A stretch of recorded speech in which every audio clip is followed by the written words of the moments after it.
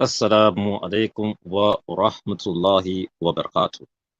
Today, I'd like to talk about the importance of the Arabic language and understanding the Quran in Arabic, and how reading the translation of the Quran in the English language, how the English language might corrupt your understanding of the Quran. Basically, what I mean is that the English language have its own cultural meanings. Within the English language, it has a cultural and religious meaning with it. And many of Muslims who are converts to Islam or who are relying on translations of the Quran and not learning the Arabic language, you are missing out on the great message and benefit of the Quran by understanding it in the language that it was revealed in, the Arabic language. And I gave a quick example yesterday, but I missed the main point in that particular video. So I deleted it, but I left it on my Facebook account. So I gave some examples. For example, I gave the verse in Quran, فَاسْأَلُوا أَهْلَ الذِّكْرِ إِن كُنتُمْ لَا تَعْلَمُونَ. Ask the people of knowledge, all the people of reminders, if you don't know, right? And I said the verb فَاسْأَلُوا, right? Is'alu, which is actually a commandment. It's not saying you. Now, when I use the word you in English, I can be speaking to an individual. Hey, you come over here. But in Arabic, there's you, singular, dual, and plural. Anta, antuma, antum. And then we have, that's the masculine. Then we have the feminine form, anti, antuma, antunna, right? And then you have the conjugation with a verb, all right? And then we have the commandment verb. And when we have the verb dealing with the pronoun, right? And we have the conjugation of that verb. You also have with the conjugation, singular, dual, and plural form, and also masculine, feminine, right? And then we have with the Arabic language, balaga, right? Eloquence, which is part of Arabic language, which is part of Nahu, or is the thing that you study after Nahu and Sarf, right? Because some things in balaga might contradict some things we learn in Nahu and Sarf. So balaga is the more eloquent way of saying things, where sometimes it might contradict some rules in Nahu and Sarf, right? And that's why you have to understand Nahu and Sarf before you study balaga in Arabic. So in Quran, when you don't understand the Quran in Arabic language, the balaga, the eloquence of the Arabic language and how the ayats and the words are coming in the Quran, it is missed in the translations, right? And then we have just some of the simple examples I gave, like anta, antuma. And I gave the verse, فَاسْأَلُوا أَهْلَ الذِّكْرِ إِن كُنتُمْ لَا تَعْلَمُونَ. فَاسْأَلُوا وَتَعْلَمُونَ is speaking in the plural form. When you read the translation, that is missing in the translation in the English language. And that's only giving you one example. There's multiple examples of this. And I do have some examples of this written on one of my websites called Al-Madrasa Al-Ula, why you cannot depend on the translation of the Quran and must learn the Arabic language, right? And I give there's many examples of this in Quran, right? For example, in Quran, why we read the word Allah, you don't see Allah in Arabic with tanween, right? You don't notice that. If somebody doesn't know Arabic is not going to know why we don't see tanween on the word of Allah. There are even some Arabic speakers who don't understand why you never see tanween on the word of Allah. Bismillahi, inna Allah. Allah is never with tanween, because the word Allah is definite. Allah never is indefinite. Anything that has tanween on it is indefinite, right? So when you're reading Quran, you're never going to see this if you don't know the Arabic language, for example. And there's many other examples, right? But I want to say how the English language has its own cultural understanding of words and phrases and sentences. And even in the English language, the words in English even are associated with shirk, polytheism, right? I'm going to give you an example of a word in English that's associated with polytheism, where you're going to see the word in Quran, right? Surah Al-Jum'ah, right? The surah about Jum'ah, going to the Friday prayer. What does the word Friday mean? In Arabic, we don't say Friday, we say Jum'ah, right? Right, Jum'ah. But in English, people translate Jum'ah to mean Friday, right? But what does Friday mean in the English language, right? Many English speakers don't know that the word Friday is associated with idols. Give you an example. So even the English language is associated with words shirk and polytheism, right? And I gave you the example on the Juma prayer. Let me look at the verse, right? First, let's read the translation. All right, I want to get it real quick. Right? So this is Quran.com, right? Ya ayyuhalladhina amanu idha nu'diya li salati min yawm al-jum'ah fas'u ila dhikrillah, right? So the translation say, "O believers, when the call of prayer is made on Friday, then proceed, right? Then proceed diligently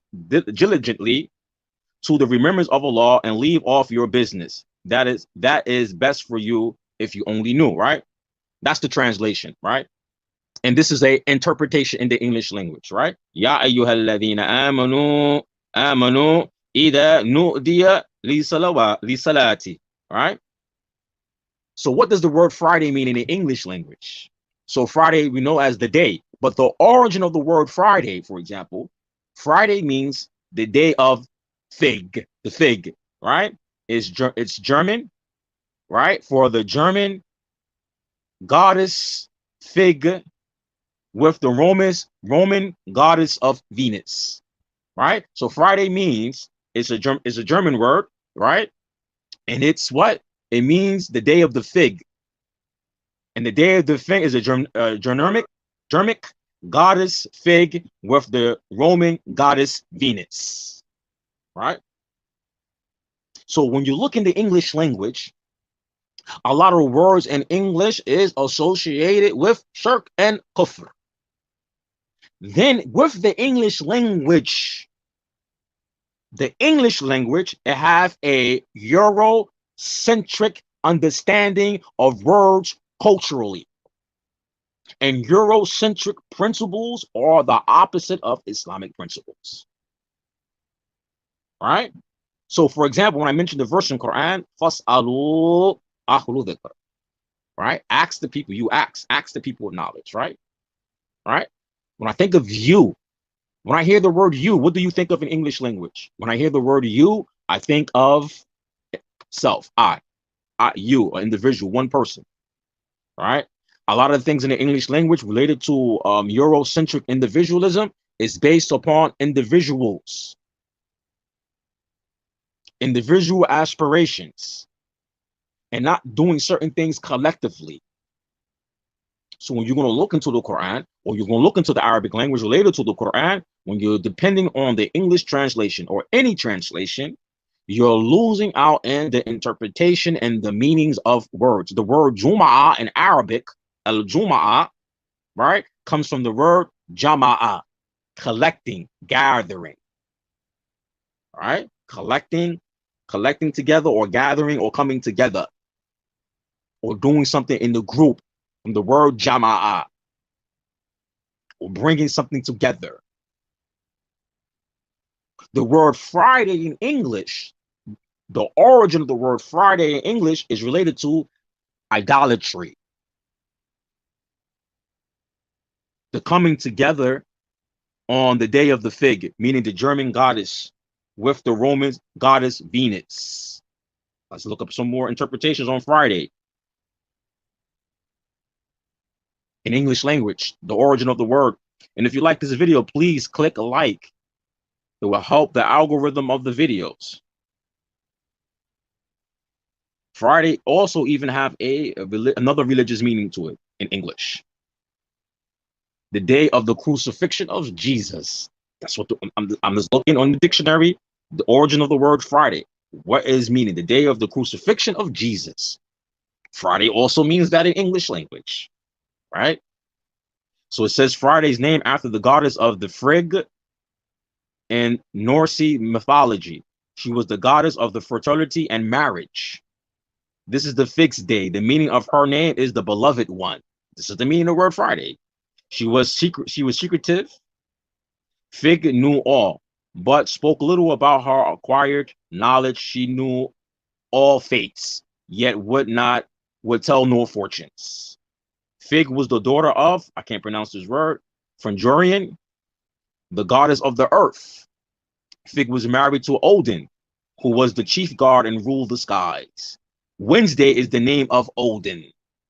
Fig was associated with the planet Venus, and during the Viking times, Venus was known as Fig's star. In astrology, Friday is connected to Venus. Venus was the goddess of love and beauty in Roman mythology.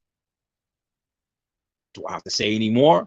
So a lot of words in English is associated with kufr and Eurocentric idea. European mythology and Eurocentric ideas. Do I really have to explain or get explicit why you have to understand the Quran in the Arabic language? Now imagine now you're reading Quran and you're a Westerner or you're an English speaker. How much of the English culture is influencing the English language? And when you read the translation, how much of the English culture perception is going to affect your interpretation of what you're reading in the English language related to the Quran? It's a must that you understand the Arabic language to read the Quran. It is a must. You can't escape it.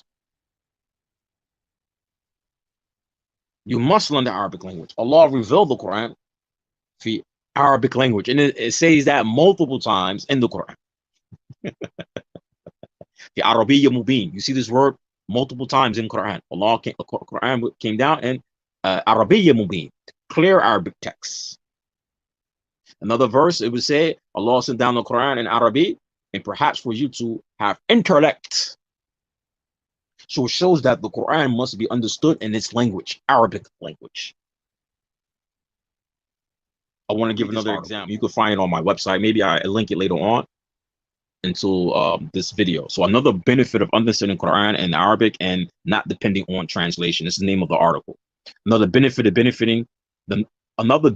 knowing, I need to get my glasses, the Arabic language is knowing that you cannot depend on translations of Quran for interpretations due to its missing the balagha, which I mentioned in the beginning of this video of the Quran, and the power usage of the Arabic language with the Quran. I like to show my point with a verse in Quran, right? I need my glasses because I'm blind. Verses are actually smaller than the English fronts.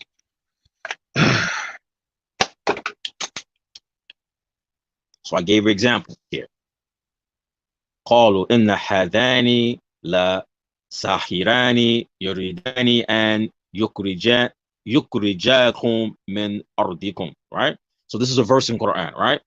So it says قالوا إن هذان لا ساحران. Right? So in this verse, it's talking about Musa and his brother Harun, right? So it says, the verse says, they said, verily, these are two magicians. Their object is to drive you out of your land with magic and overcome your chiefs and nobles. This is what the people said to Pharaoh about Musa, right? So I wrote, I like to add also this translation, which is one of the good translations, did not translate the verse according. It left out due to the translator of this verse did not have a strong background of Arabic language as a grammarian of the Arabic language. It should have been, yes, for indeed, these two men are two magicians. And I wrote, or it can be interpreted because there's different qira'at of the Quran related to this verse have different forms of recital. So I said, yes, for indeed, these two magicians, or it could be interpreted into saying these two are not except that they are magicians. Why is this verse? It says in hadani la siharani, because if you understand Arabic, right, in hadani siharani, for those who know about Arabic grammar a little bit, will say that is wrong. It should be in hadaini li la siharani, right? I wrote that, which is different qira of Quran. In hadani. So people understand anything after in, it is going to be yani al-mansub, right? So it either supposed to be in hadani la sahirani, right? And that's another kirat of the verse. Another form of kirat of reading is like this, which is a different kirat of the Quran, but the verse written from the kirat, from the kirat al-Hafs, Ibn Kathir, Hafs and Ibn Kathir, some scholars of Arabic language will say what it means. It means that in means yes. Some scholars of Arabic grammar say in negates, as in, for example, its meaning is ma hadani illa sahirani. Some say it also means a tawkid, given emphasis. Indeed, there are other interpretations, but if one never understand Arabic language, he would never fully understand the Quran and the importance of the Arabic language, right? And I said this is by Abu Burda, right? So when I wrote this, I give you example from the Arabic point of view. Some scholars say in hadani, in here, it means yes, these two are magicians, right? But I said, when you look at it, if you depend on the translation, you will never got that from the translation. Only if you understood the Arabic language, you would be able to understand that. Because in means to be that, or it could be emphasis as in a tawkid. But some of the scholars would say, well, if it's going to be in, it's supposed to be in hadani, right? So some scholars say, for according to interpretation, it means in means yes. When I look at the translation, you're not getting that in the translation. Matter of fact, I got another example. I forgot. I like to write about these things, right? So I'm looking at my other website. All right, islamfinest.space on tafsir on a particular verse of Quran. Even some, because I do a lot of translation and I'm finishing up a book right now, right? So when I do translations or I translate things from Arabic into English, I notice that when I translate and it's like verses in Quran, I cannot depend on translators' translation of Quran. I have to translate it according to the verse itself and what the sheikh is doing, or what the purpose of the sheikh using the verse from the Quran, because sometimes in the verse in the Quran, there is a Sharia legislation thing in the verse, right? And then the translator into the English language of this verse might just did a rough or a surface translation, not interpreting the different usage or benefits actually in that verse. He might be missing out in the translation. So a sheikh might be using the verse, and you'll look at the translation and you will see the translation means this, but when the sheikh is using that same verse in Arabic, there's some words in it which is missing in the English translation, some words and meanings and understanding that's there, but the translator who translated, he translated a rough translation. So you don't get that in the English translation, only if you understand Arabic. It's a good translation. I'll be very honest. Quran.com is a good translation. Let me look at I want to look at who owns Quran.com. I really never looked at the translation, what translation they didn't translate or they depending on. Let me see, can I find that? But I found an important note on their site. I wanted to read it, but I guess I got to go over the hour. So important note: it is noteworthy that no matter, and this is their site. All right, it's not me. This going off my head. All right, so it says it's noteworthy that no matter how accurate any translation of the message of the Quran may be, it will still fall short in conveying the transcendent meanings of the miraculous Quranic text, meaning the Arabic text. And the meaning conveyed by this translation is only the product reached by the extent of the team's knowledge and understanding the sacred book. Hence, this translation cannot be error-free, as is the case with any human endeavor. Should you have any remarks or recommendation concerning the translations, please do not hesitate to write in the comment box next to each verse on the website, or send us an email, and that's info@QuranicENC.com. So even as the translator, this is the note they put on their site. I think this is the home page, all right, or the about page. This is the about page. I'm sorry. That's the first thing they put the note. You cannot depend on the translations, all right? And that's the note. I'm gonna edit this video. I'm gonna upload it again, and I'm gonna chop it up and make it short, maybe like 30 minutes, right? So even as the translator, right, of Quran.com. They depend on the translation from QuranENC.com. This is a note they wrote. Right? No matter how accurate any translation of the meaning of the Quran may be, it will still fall short in conveying the transcendent meanings of the miraculous Quranic text, and that the meaning conveyed by this translation is only the product reached by the extent of the team's knowledge and understanding the scarce books. Hence, this translation cannot be error-free. All right. And I'm not criticizing the translation on their site. I liked it. But I have seen other translations on other websites that have multiple different translators. When it comes to certain verses in Quran and stuff, they miss the mark, especially when it comes to speaking about fiqh issues, legislation issues, when that's using verses from the Quran. Sometimes the translations, English translations, whatever, it misses those marks. I'm just letting that be known. All right. So I hope some of the brothers and sisters who heard this video would take some benefit of it. And one of the main benefits I want you guys to get out of it is that, yo, man, you got to learn Arabic language. You know, that's the real purpose behind this video. You got to learn Arabic language. And I would edit this video to make it a little bit short, under an hour, maybe make it like 30 minutes. I know how to make it short to like 30 minutes at least. So I could cut out all the delays I have, like reading, looking up stuff. And, you know, I'll cut those things out to make this video short so it can be rewatchable, inshallah. And I will speed it up, the video up a little bit more. All right. So if you like this video, please click like and share. And if you want to see when I re-upload this particular video to make it shorter, you know, to subscribe. And make sure when you click the subscribe notification that you could click also with subscribe notification, that every new upload I have or whatever I go live, that you get a notification to your YouTube. You get a notification, right? Because YouTube at many times, you know, some channels they shadow ban. So when new content comes out on a particular channel, they don't give you notification. I notice Facebook do that with me. They won't give me it won't send out notification. So if you click subscribe right now, and when you click subscribe, it has by the subscribe button, when you click it, the options to get all notifications or like some notifications, right? So you choose your options right there. But I'll definitely end this video now. And even I read from the site where it says that even the translations on the site, you cannot depend on translations. I'm going to add, that's why you have to learn Arabic. All right, subhanakallahumma bihamdik wa sallallahu wa anta astaghfirullah wa atubu ilayk.